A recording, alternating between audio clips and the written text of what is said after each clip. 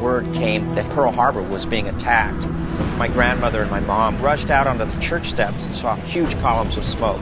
My mom, as a young child, thought it was the greatest air show she'd ever seen. Later, she found out that the air show was very deadly.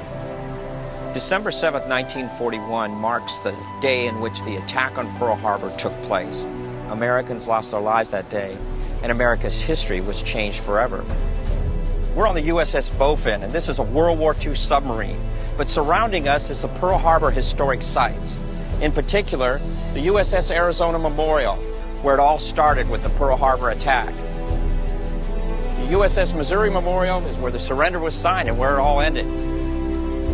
The USS Oklahoma Memorial, the newest addition to the Pearl Harbor story. And then just beyond that, the Pacific Aviation Museum, and that's a place where the aviation story is told.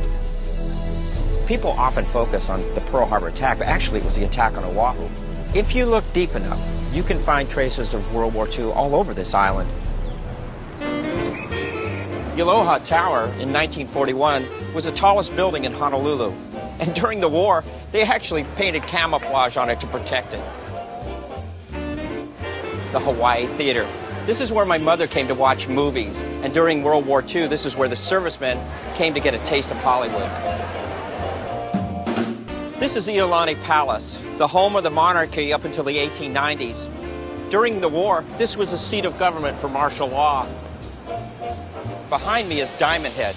You can hike up there and actually see bunkers from World War II. Right behind Diamond Head, my mother and my grandmother looked towards Pearl Harbor, saw hundreds of planes flying over it. They never forgot that image. To be able to come here and see some of the things that they saw and feel perhaps some of the things that they felt, that really does arouse a passion. The legacy that the monuments in Pearl Harbor leave behind is not only the history of what happened, but it's what happened to those people and the stories that we take from there. And in doing so, those memorials are alive.